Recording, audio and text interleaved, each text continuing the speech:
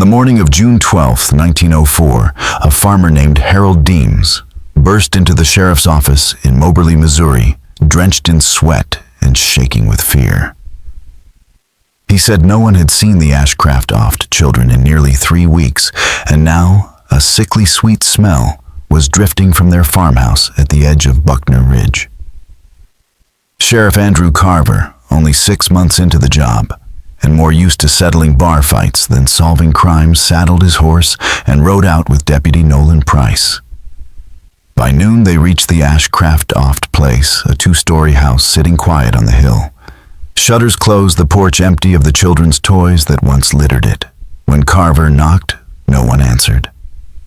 Then slowly, the front door creaked open. Eleanor Ashcroft stood there in a black dress buttoned to her throat. Despite the summer heat, her auburn hair pinned tight, her face pale and unreadable. Mrs. Ashcroft Carver said carefully, "We're just checking in. The neighbors are worried they haven't seen the children." Eleanor's eyes wandered past them, as if she were remembering a line from a play. "They're sleeping," she said softly. "Please don't wake them." Inside the house was spotless and eerily still. The air felt heavy, the curtains shut tight, and 5 washed plates sat neatly on the dining table. In the kitchen, Deputy Price froze at the sight of empty medicine bottles on the windowsill, laudanum and paregoric. Carver turned back to Eleanor, who stood motionless in the parlor, hands clasped, gazing toward the stairs. "They're resting peacefully now," she said. They finally stopped crying. And that was when Carver knew he wasn't dealing with a missing persons case. This was something far darker. To understand what happened that day, you have to go back a decade before Eleanor Ashcroft became the woman in black who spoke of sleeping children. She had been Eleanor Bennett, once a school teacher from Boone County, educated and admired. In 1892, she married Edward Ashcroft, a reserved railroad supervisor looking to settle down. They built a modest life outside Buckner Ridge, a farmhouse with orchards, a well, and a sense of order. 4 children followed Charles, Ruth, Edith, and little Thomas. To the townsfolk, they seemed a model family, devout, hard-working, almost too perfect. Eleanor was known for her composure and her poetry, which she sometimes published under the initials EBA. But perfection has its weight. After Edward's sudden death from typhoid in 1901, Eleanor's world shrank. She withdrew from friends, from church, from life itself. Her poems turned somber, filled with imagery of sleep and silence. One read, "They do not cry when winter comes, nor ask the lamp to stay. For children kept in quiet rooms, learn not to disobey." By 1902, the house had become a mystery. The curtain stayed drawn, and the children stopped attending church. Neighbors whispered that Eleanor had grown strange, her eyes distant, her words clipped. When they asked how she was, she'd smile faintly and say, "The Lord gives strength for what He asks us to carry." Children in town told stories of seeing pale faces in the Ashcroft attic windows, or hearing faint music at night, though no one ever proved it. Then one afternoon, 7-year-old Ruth wandered barefoot onto the Harper farm wearing only a nightgown. When asked where her mother was, she said, "She's sleeping. We have to be quiet when she's sleeping. If we wake her up, she cries." The next day, Mrs. Harper knocked on Eleanor's door, but no one came. When she returned again, Eleanor finally appeared, thanked her politely for looking after Ruth during her little adventure, and closed the door. And from that moment on, no one ever saw the Ashcroft children alive again. Sheriff Carver would later admit that the Harper visit was the first moment someone might have stepped in if the world in 1902 had been built to notice such things. But it wasn't. There were no child welfare offices, no mandatory reporting laws, no one trained to recognize when a grieving widow's silence had curdled into something dangerous. A woman raising her children quietly on the edge of town wasn't a concern. She was a fixture of rural life. And Eleanor Ashcroft still paid her taxes, sent letters, and ordered supplies through the mail. She was fine, at least by the standards of the time. Still, the cracks began to show. Late that year, she removed the mirror from her front room. When the clerk at the general store asked why, she said, "I don't care for reflections anymore. They double what's already enough." She stopped calling her children by name, referring to them instead as the little ones, or worse, the house. Once she told the postmaster, "The house is sleeping well these days." Most people pitied her. Grief could stretch long and strange in those parts, and no one wanted to judge. But some neighbors, just a few, sensed something deeper than sorrow. Something unraveling. By early 1903, Eleanor had nearly vanished from public life. She stopped attending church entirely, pulled her children from school under the claim of home instruction, and stopped answering knocks at her door. Neighbors left baskets or letters at her gate hoping for a response.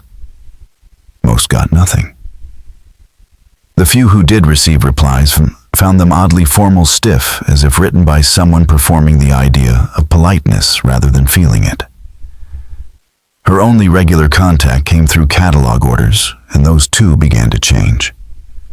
She ordered quinine herbs, sewing needles, candle molds, and blank books. One shipment contained nothing but black fabric and gray thread. The postmaster quietly noted that she no longer bought reading primers or chalk, though her children were of schooling age. But in a town where privacy was sacred, no one questioned it. You didn't interfere unless there was blood on the porch, and there wasn't. Not yet. In September 1903, a traveling salesman from St. Louis named Albert Kinley stopped at the Ashcroft place looking for directions. He later told investigators he'd heard faint singing from inside, a woman's voice repeating the same phrase over and over like a lullaby. When he knocked, the sound stopped. Eleanor appeared in the doorway, silent, expressionless. He tipped his hat and asked the way south. "The road bends to it," she said flatly, then shut the door. Kinley swore he saw movement behind her, something small and still like a child, but the house was too dark to be certain. By the end of that year, the property had taken on an air of neglect. The garden lay wilted weeds creeping through what had once been neat rows of beans and squash. The laundry line stayed empty. Sometimes late at night, neighbors claimed to hear the faint scrape of furniture moving inside, but never voices. Then came the incident with Thomas. He was 4 years old, the youngest. One cold afternoon that December, a farmhand found him standing barefoot in the middle of the road, trembling. The man carried him back to the house and knocked. Eleanor opened the door almost immediately, snatched the boy inside, and said, "He knows better," before slamming it shut. The next day, the same farmhand noticed a heavy blanket nailed across the inside of that very door. That house, he said later, didn't feel like a place where children lived. It felt like a place where something was being kept in. Still, no one acted. No crime had been committed. No law broken. The silence deepened. By May 1904, the Ashcroft house had disappeared from daily life altogether. No one saw Eleanor in town. No mail was collected. No packages picked up. The gate stayed closed. And the children, those pale, watchful faces once glimpsed at windows, were seen no more. The first to notice was Hattie McBride, who lived half a mile west. She told her son she'd seen Eleanor standing in her field at dawn, motionless, her white nightdress glowing against the grass. She looked like a statue, Hattie said, like someone who forgot how to move. Others reported smaller oddities. The chimney that once puffed smoke each morning stayed cold. The family dog Rufus barked for days, then fell silent. A boy claimed he saw its body near the woodpile, though by the time anyone checked it was gone. Then there were the windows, boarded from the inside, rough planks nailed over the glass. It looked less like protection and more like containment. On May 31st, a farmer named Harold Deems went to the sheriff's office complaining about a wrongness in the air. A sour, sweet odor drifted from the woods near his cornfield. He didn't name the Ashcroft Ofts, but Carver knew where he meant. Still, with no complaint and no warrant, he had no authority to investigate. "I can't arrest someone for a scent," he told a deputy. He sent Eleanor a polite letter on June 2nd, asking if all was well. She never replied. 3 days later, Hattie McBride saw Eleanor again standing at the edge of the road, cradling what looked like a child's blanket in her arms. "She was rocking on her heels," Hattie said later, like she was listening to music only she could hear. When Hattie called out, Eleanor looked up and smiled, a wide, unnatural smile that didn't reach her eyes. It was like two people were fighting over the same face, Hattie said, and neither one was winning. Hattie turned back toward her house uneasy, but when she looked again, Eleanor was gone. By June 9th, 3 separate neighbors had quietly contacted the sheriff's office. Their letters were careful, polite. No one wanted to accuse, only to suggest. "I'm sure she's fine," one wrote, "but maybe just a check-in. No rush." Sheriff Carver noted each concern in his ledger, but with no crime, no complaint, and no authority to act, he filed them away. Eleanor Ashcroft was, after all, still a property owner, still paying taxes, still sending mail. Until June 11th. That afternoon, Harold Deems' son was mending a fence line near the edge of the Ashcroft property when the smell hit him thick, sweet, and rotten. Against his instincts, he followed it to the garden. What he found sent him running home in terror. The family dog Rufus lay buried in a shallow grave, a shovel still stuck in the soil. Nearby, half buried in mud by the porch steps, was a small shoe. The boy said it belonged to Edith. He was certain. The next morning, June 12, 1904, Sheriff Andrew Carver and Deputy Nolan Price rode back to the Ashcroft farm, this time with a warrant. The complaints, the smell, the boarded windows, the uncollected mail had finally become impossible to ignore. The house looked exactly as before, curtains drawn, porch swept silent. But when Carver reached for the door, it opened before he could knock. Eleanor stood waiting in the parlor, hands clasped, dressed in mourning black from neck to heel, her hair pinned neatly as though for church. She didn't look surprised. "You came," she said softly. Her voice was calm, almost welcoming, like someone greeting guests expected for a wake. "We need to speak with you, ma'am," Carver said carefully. "There have been some concerns." Eleanor nodded once and motioned toward the kitchen. "We can sit," she offered. The men stepped inside. The kitchen was immaculate, the table set for 5, but not a single chair pulled out. The air was thick with heat and a cloying medicinal scent, laudanum and paregoric, unmistakably strong. Deputy Price noticed 2 empty bottles on the windowsill. Their labels faded, but clear enough. When Carver asked where the children were, Eleanor's answer came without hesitation. "Upstairs," she said softly. "Sleeping? It's been so hard for them to rest. But now they're finally quiet." Carver's gut clenched. He took the stairs 2 at a time. Upstairs, the air was cool and dim. The curtains were tied shut with rope. Wooden boards sealed the windows from within.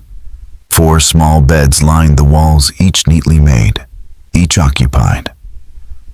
Charles, Ruth, Edith, and Thomas lay beneath crisp sheets, faces pale, hands folded over their chests as though prepared for Sunday service. They looked peaceful, too peaceful. Carver touched Ruth's wrist, ice cold. He checked the others. No pulse, no breath. Edith still clutched a small cloth doll, its arm torn at the seam. Thomas, the youngest, was curled slightly to one side, his lashes resting softly against his cheeks. None had been dead less than 2 days. Downstairs, Eleanor's voice drifted upward, calm and detached. She used to cry so loudly she murmured, "The walls couldn't hold it? I tried singing, but they always heard." Deputy Price asked, "Who heard?" Ma'am. Eleanor met his eyes with a faint, almost pitying smile. "I don't think you'd understand." When Carver returned, his face had gone ashen. He gave a single nod to his deputy. "Call Dr. Crawford. Now." Eleanor didn't resist when they took her into custody. She didn't ask questions or protest. She simply walked to her rocking chair, sat down, and began to hum a soft, unfamiliar tune, low and rhythmic. "They're safe now," she said once, barely above a whisper. "I did what I had to do." Dr. Emmett Crawford, the county physician, arrived later that afternoon with Coroner Ann Crawford and 2 assistants. His report, later entered into the trial record, confirmed what Carver already knew. Each child had died from laudanum poisoning, likely mixed into warm milk or bread. There were no bruises, no signs of struggle. The deaths had been quiet, deliberate, almost tender. When Dr. Crawford examined Thomas, the youngest, he paused for a long time before saying, "This wasn't rage. This was despair made deliberate." Downstairs, Eleanor had stopped humming. When asked why she did it, her reply came clear and steady. They were never going to make it. "I saw what was coming, the cold, the hunger, the shame. I did what any mother would do if she knew how to listen." There was no reply. No one knew how to speak into that kind of madness. The investigation began the next morning, June 13th. Sheriff Carver called for assistance from Randolph County and asked Dr. Crawford to lead the medical review. The home was sealed. Eleanor was placed in the county infirmary, not under arrest, but under observation. There were no signs of violence, no evidence of restraint, nothing to suggest murder in the usual sense. Only the empty bottles, the quiet beds, and the heavy stillness of a house where grief had finally found its voice. Laudanum was everywhere back then. It was the cure-all of its age, used for coughs, colics, sleeplessness, and what doctors politely called women's nervous fits. Eleanor had obtained hers legally through small routine purchases from a traveling apothecary out of Kansas City. Nothing unusual, at least on paper. But Deputy Nolan Price found the receipts 6 separate orders over 9 months. Each quantity was modest enough to raise no suspicion, but together they formed a pattern, and that pattern told the truth. Eleanor hadn't acted on impulse. She had planned it. In the master bedroom, investigators broke open a locked drawer and found 3 small notebooks. Each contained only a date and a single line written in pencil, the handwriting growing more erratic with each entry. May 16th. The silence will be the mercy. May 21st. They asked me to keep them safe. June 8th. Tomorrow we rest. They weren't letters or diary entries, just fragments, flashes of thought caught mid-collapse. Sheriff Carver described them as pages torn from a storm. Dr. Emmett Crawford's autopsy confirmed what those fragments implied. Each child had died of morphine poisoning consistent with laudanum ingestion. Traces of milk were found in the stomachs of the 3 youngest. Charles, the eldest, at 11, had vomited and likely resisted, realizing too late what was happening. But even then, Eleanor had cared for their bodies with obsessive tenderness. The children were washed, dressed, their hair brushed, their nails trimmed, their beds perfectly made. Dr. Crawford wrote, "This was not the aftermath of frenzy. It was preparation, a ritual born of love, twisted beyond recognition." By June 15th, the newspapers had seized on the story. Widowed mother poisons, 4 Missouri town in shock, angel of mercy or murderer. Quiet house, quiet deaths. Jim San Sagnu. Some papers turned her into a monster, others into a tragic saint. But all agreed Eleanor Ashcroft defied explanation. She confessed freely without apology or emotion. In her only recorded interview with Sheriff Carver, she said, "I couldn't let the world take them. It takes children, Andrew, not all at once, but piece by piece. With cold, with cruelty, with shame. I just made it faster." Her tone was flat, unshaken, and it chilled everyone who heard it.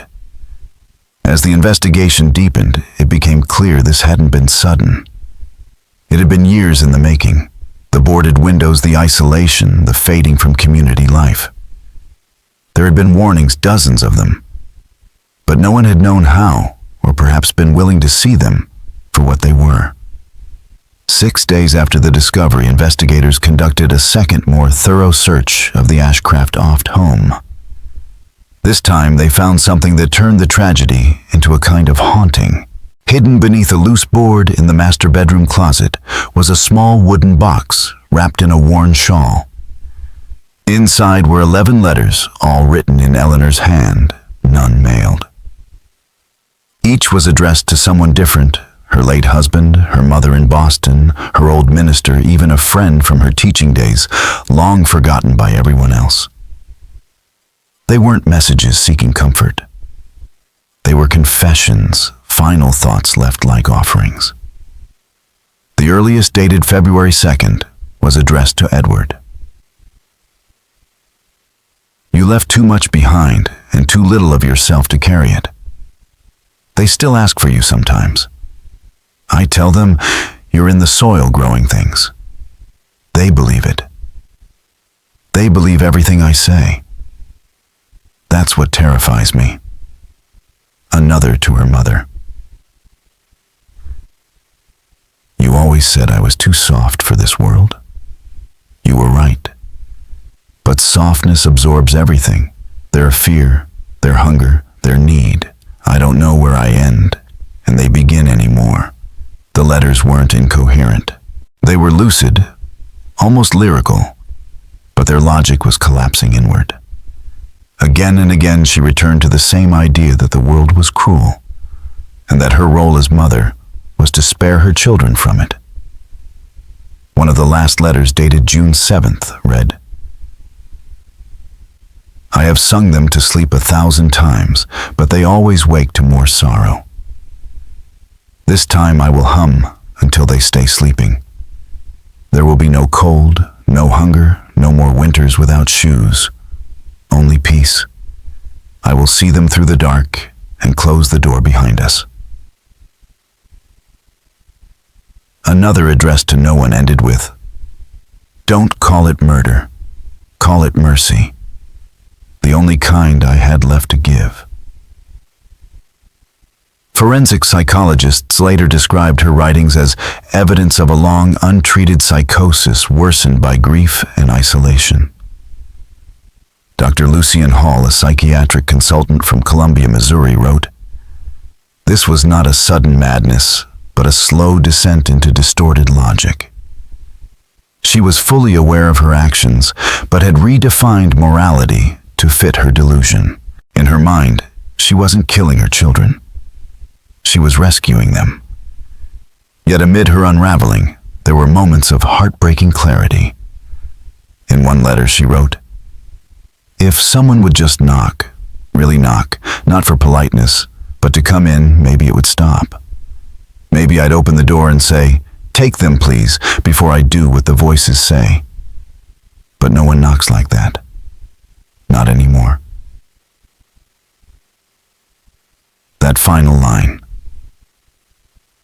"No one knocks like that," would later echo through courtroom proceedings and academic journals, alike cited as a chilling emblem of how rural isolation and unspoken suffering could turn fatal. Because in the end, the truth was simple and cruel. Eleanor Ashcroft hadn't hidden her pain.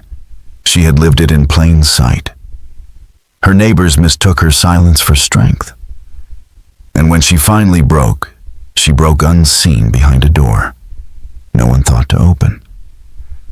The letters were entered into evidence but never read aloud in court. Today they remain sealed in the Missouri State Historical Society archives. Thin, yellowed pages, the ink fading the words of a woman who mistook mercy for salvation. Some of the letters were smudged, their ink blurred by what appeared to be tears. Others were creased, folded and unfolded so many times that the paper had thinned along the edges, as though Eleanor had returned to them again and again, trying to convince herself of their meaning. Together they formed a quiet record of a mind not corrupted by evil, but slowly undone by years of grief and abandonment. In the days that followed the discovery at the Ashcroft home, Randolph County officials were left wrestling with a question that law and medicine in 1904 were not built to answer. Was Eleanor Ashcroft a criminal, or a woman too far gone to understand the crime she'd committed? By June 20th, the story had spread beyond Missouri's borders, and public opinion had begun to fracture. Some saw Eleanor as a murderer, others as a casualty of a world that had never made space for women's despair. Local papers couldn't decide which story to tell. One headline damned her as a poisonous mother. Another called her a widow driven beyond reason. Meanwhile, the county struggled with a far less poetic dilemma: what to do with her. Missouri law recognized the idea of insanity, but applying it was rare, especially in rural areas where asylums were distant and public sympathy for the mentally ill was nearly non-existent. Dr. Emmett Crawford, who had performed the initial autopsies, was appointed to lead a psychiatric evaluation. His report was cautious but telling. The subject exhibits symptoms of melancholia with delusional reasoning.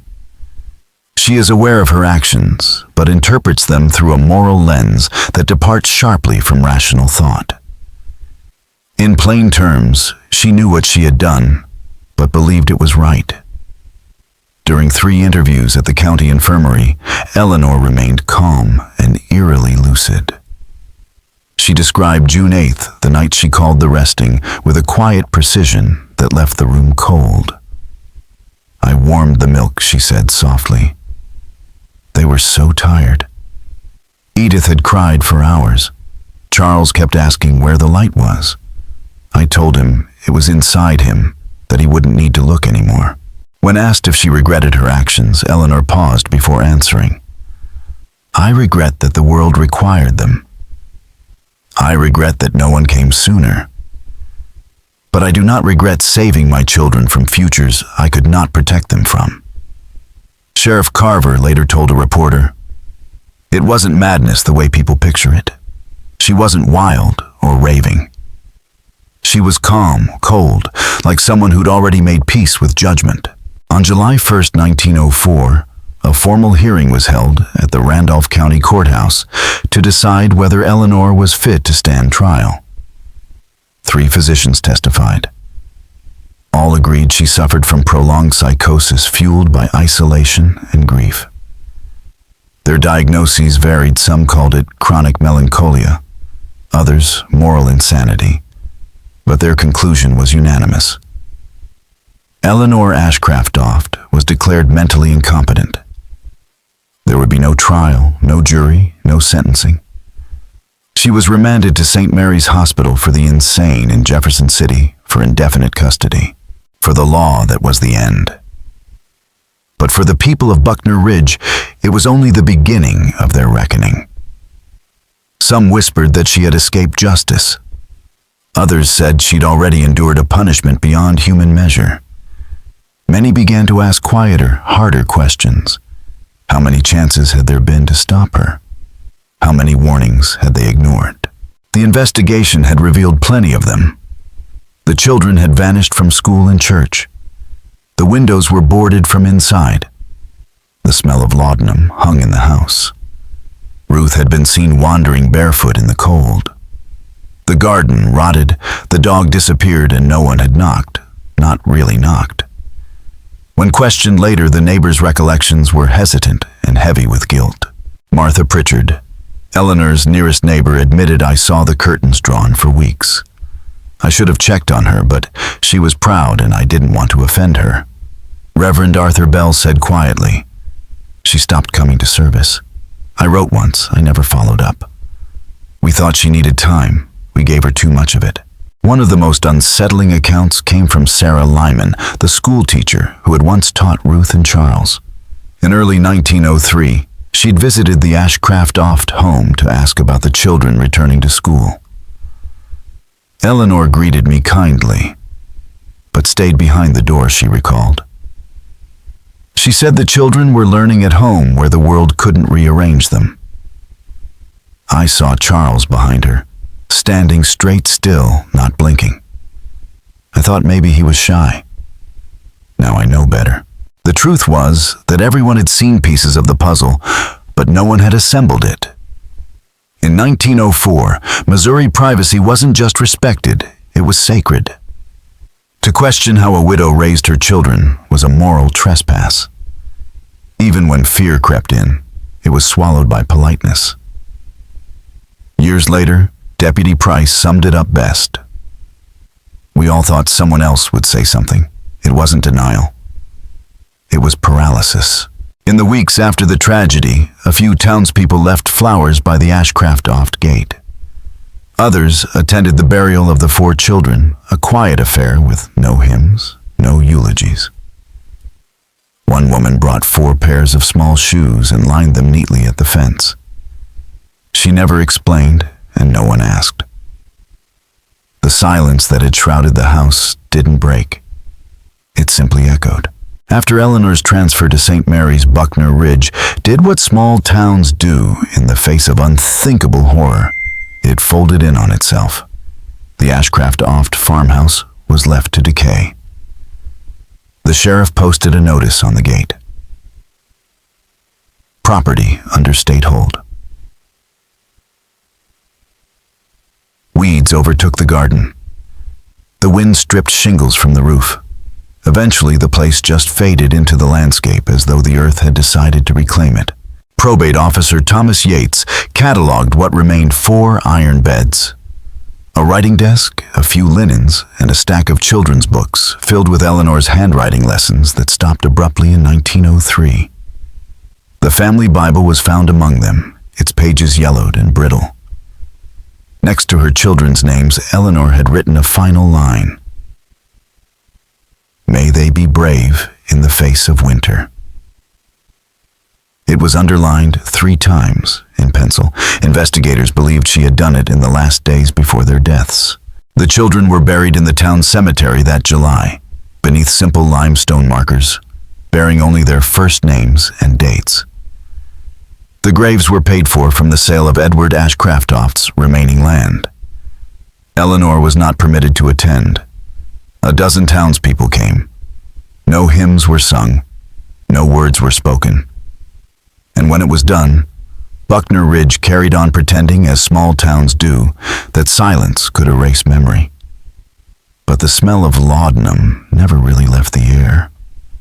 No pastor spoke, no hymns were sung. It was, as Martha Pritchard later said, the quietest funeral I've ever seen, and somehow the loudest. Eleanor Ashcroft remained at St. Mary's Hospital for the rest of her life. The records describe her as cooperative, calm, and utterly detached from the world around her. She folded laundry, joined reading sessions, when prompted, followed every routine without protest. But she never once spoke her children's names. Not in conversation, not in sleep. One nurse recalled that Eleanor often arranged a small table in the corner of the ward and set 5 places, 4 for the children, 1 for herself. She'd pretend to serve meals, nodding occasionally, as if responding to voices only she could hear. Sometimes she'd even correct them softly. Now, not so loud, as though they were still alive, still within reach. To the very end, she believed they were safe. In one of her final recorded statements in 1926, she told an attending physician, "We made it through the storm. They're warm now. That's all I ever wanted." She died of heart failure in January 1927 at the age of 58. The state cremated her remains. No family came to claim them. Her ashes were placed in an unmarked grave in the hospital cemetery beneath a simple metal plate stamped patient while 134.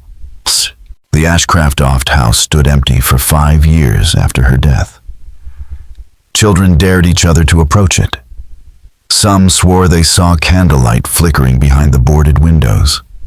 Others claimed they heard faint lullabies when the wind shifted. No one lived there, and no one dared to repair it.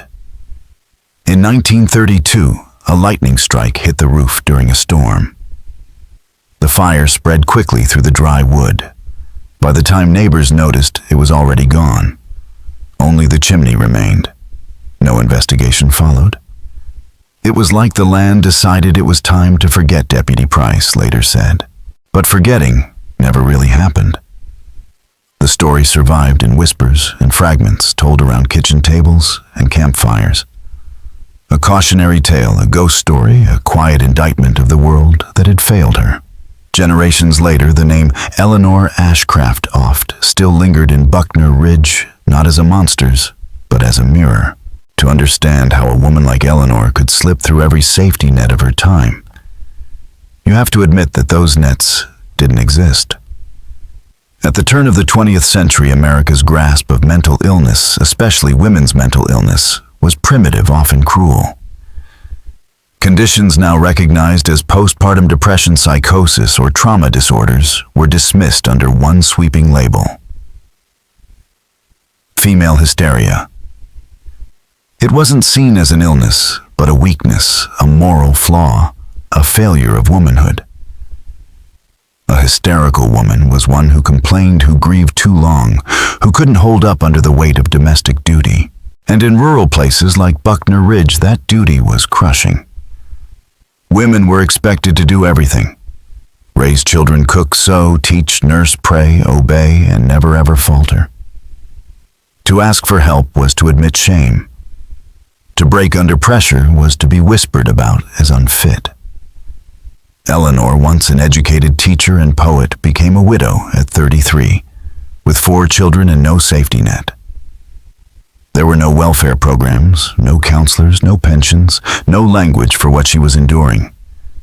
She was expected to endure it anyway. Dr. Emmett Crawford, the same physician who examined her children later, wrote privately in his journal, "We are not equipped to measure what we cannot name." Her despair had no diagnosis, and so it had no cure. Across the Midwest, asylum records from 1880 to 1920 reveal that Eleanor's story was not an anomaly. Hundreds of women were institutionalized for domestic breakdowns, nervous exhaustion, or moral insanity. The causes were always the same: exhaustion, isolation, grief. Most were not violent. Most simply unraveled quietly, unseen. Few were treated. Fewer still were ever released. Religious culture compounded the silence. Churches often preached endurance as holiness, telling women that suffering was God's test of devotion. A woman who struggled was told to pray harder. A woman who fell apart was pitied, but never helped. And in that world, Eleanor's collapse was not an exception. It was inevitable. Her story is often retold as a tragedy, but it is also a mirror held up to an era that punished women for feeling too deeply and left them alone when they finally broke. She wasn't the only one. She was simply the one whose despair burned hot enough to leave a record. How many others never made it into the archives? How many mothers stared into the same dark silence and believed mercy meant ending it? The record doesn't say. But that silence, her silence, still speaks even now. Because in the end, Eleanor Ashcroft's story isn't just about a single house on a hill, or a mother who lost her mind. It's about a world that looked at her pain and called it strength, that mistook her breaking for composure, and that waited far too long to knock on her door. It is about a society that watched her unravel and called it privacy. About a culture that mistook her pain for propriety. About a system that never saw her until it was far, far too late. The Ashcroft tragedy was never truly an isolated event. In the years that followed, historians and physicians began to notice the pattern repeating quietly, persistently across the rural Midwest. It wasn't the poison or the place that echoed, but something deeper. The same impossible expectations, the same silence, the same belief that a woman's suffering was her duty to bear. In 1907, 3 years after Buckner Ridge, a woman named Lillian Garvey was found in her Iowa cellar with her 2 sons laid carefully in flour sacks, hymnals on their chests, candles burning around them. Her explanation: "I returned them to God before the winter could." 4 years later in Nebraska, Clara Wines wandered barefoot into a snow-covered field after a storm. Inside her home, her 5 children were found dead, locked in their rooms, the fire extinguished. She later told authorities, "The snow couldn't find them that way." Neither woman stood trial. Both were institutionalized, diagnosed as melancholic or morally unstable. Neither had ever been treated for mental illness because no one had ever thought to ask.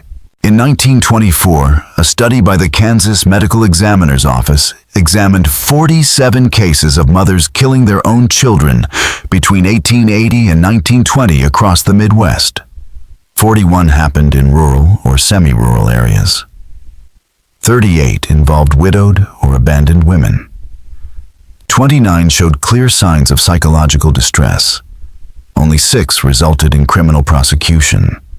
The rest were either sent to asylums or simply vanished from record. Medical journals of the era called it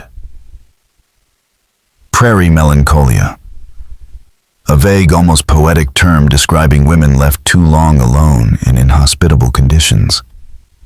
They wrote about it as curiosity, not crisis. The papers cataloged symptoms: detachment, paranoia, spiritual withdrawal, but never solutions.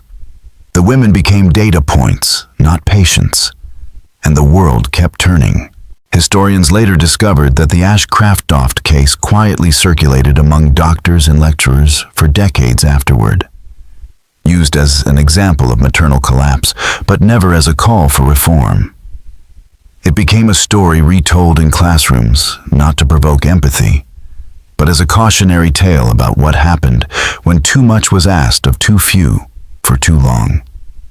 By then, Eleanor's name had already faded from official memory. Silence, as history often proves, leaves the fewest fingerprints. In Buckner Ridge, her story became more myth than record. Children grew up passing the ruins of her house before the fire, whispering dares and half-believed rumors. Not because they feared ghosts, but because they understood, even as children, that the place held a kind of truth too heavy to name. That horror doesn't always come from monsters.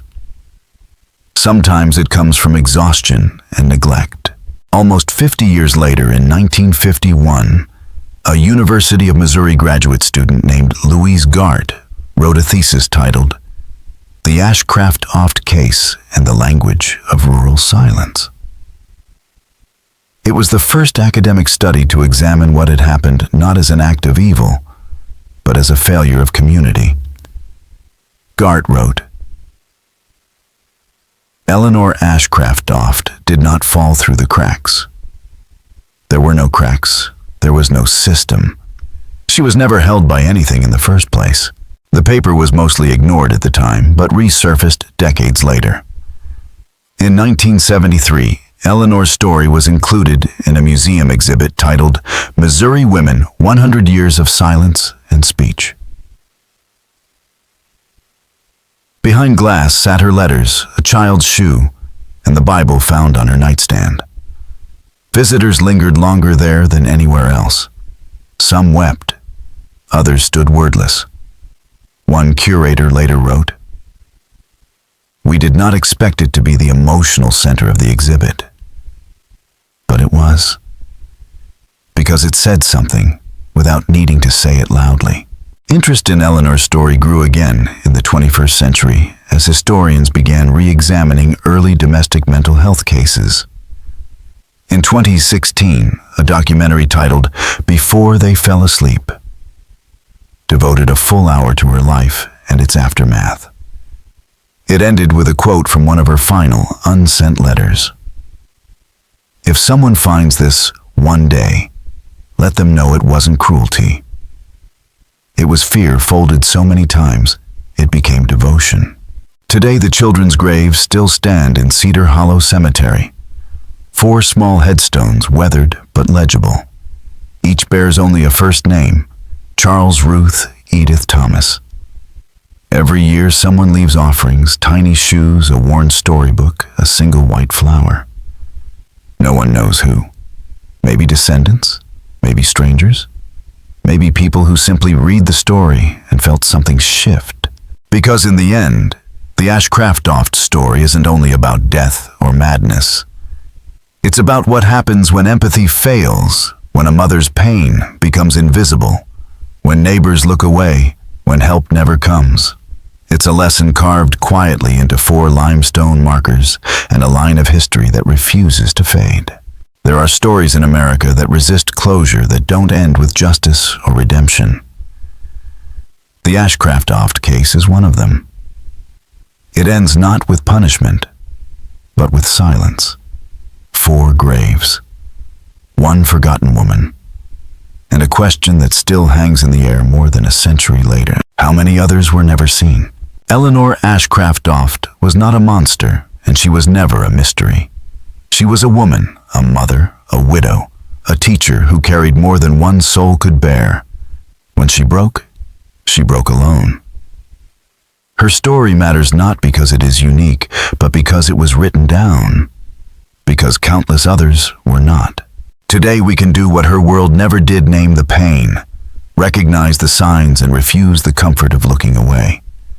Because remembrance, honest, unflinching remembrance, may be the only justice that time can still give. And sometimes the most haunting part of a story isn't how it ends, but how easily it could have been prevented. If you've listened this far, let this story stay with you. Not to solve it, but to carry it. To recognize the quiet lives still unfolding around us, the weary ones, the unseen ones, the ones who haven't asked for help yet.